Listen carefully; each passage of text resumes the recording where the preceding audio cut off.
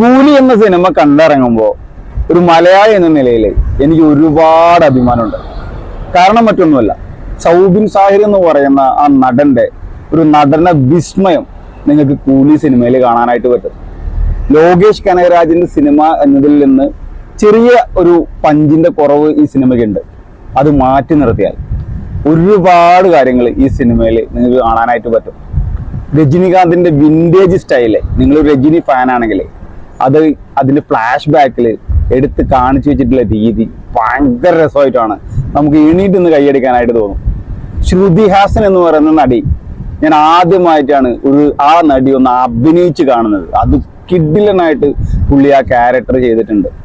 കന്നഡയിലുള്ള ഒരു നടിയുണ്ട്, രജിതാറാം എന്ന് പറഞ്ഞ, സ്വന്തം ഗ്ലാമർ കാണിക്കുക എന്നല്ല അപ്പുറത്തേക്ക് ആ നടി ഇന്ന് വരെ ഒരു ആക്ട് ചെയ്ത് ഞാൻ കണ്ടിട്ടില്ല.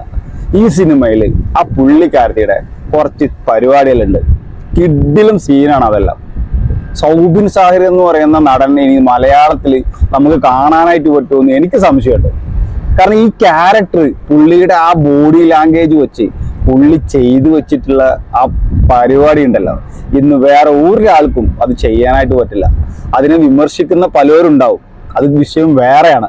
നിങ്ങൾ ഈ കാണാത്തവര് കൂലി പോയി കാണുക, സൗബിൻ സാഹിറിന് വേണ്ടി പോയി കാണുക, ഗിരീഷ് ഗംഗാധരൻ എന്ന് പറയുന്ന ആ ബ്രില്യൻ ക്യാമറമാന്റെ വർക്ക് കാണാനായിട്ട് പോവുക. കാരണം ഇവരെല്ലാം മലയാളികളാണ്. എനിക്ക് ഒരുപാട് സന്തോഷം തോന്നി സൗബിൻ സാഹിറിന്റെ പെർഫോമൻസ് കണ്ടപ്പോൾ.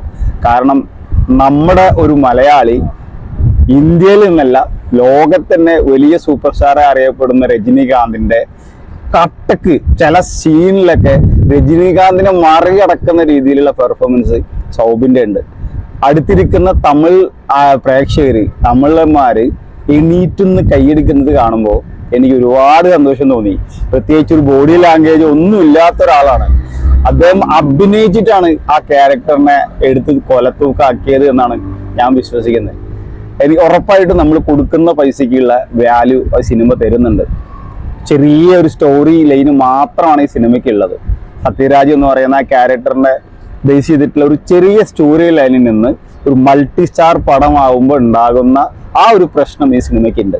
പക്ഷെ അത് ഒരിക്കലും നിരാശപ്പെടുത്തുന്നതോ കൂലി കാണാതിരിക്കാനുള്ളതോ അല്ല. കൂലി കണ്ടില്ലെങ്കിൽ നിങ്ങൾക്ക് ഒരിക്കലും ചിലപ്പോൾ ഇനി കാണാൻ പറ്റാത്ത രജനികാന്തിന്റെ വിന്റേജ് സ്റ്റൈല് AI യൂസ് ചെയ്തിട്ടുള്ളതൊക്കെ കിഡിലനായിട്ട് വന്നിട്ടുണ്ട്. ഒരു പാക പിഴകുകളും ഇല്ല. രജനികാന്ത് 74 വയസ്സായ ഒരാളാണ്. ആ ആളുടെ ആക്ഷൻ ചെയ്യുമ്പോൾ അതിലൊരു ഡിഫറൻറ്റ് ഉറപ്പായിട്ടും കൊണ്ടുവരാനായിട്ട് പറ്റും. അത് അൻപറിവ് കൃത്യമായിട്ട് ചെയ്തിട്ടുണ്ട്. എനിക്ക് ഭയങ്കരമായിട്ട് ഞാൻ കൊടുത്ത പൈസയ്ക്ക് വെർത്തായിട്ട് തന്നെയാണ് ഫീൽ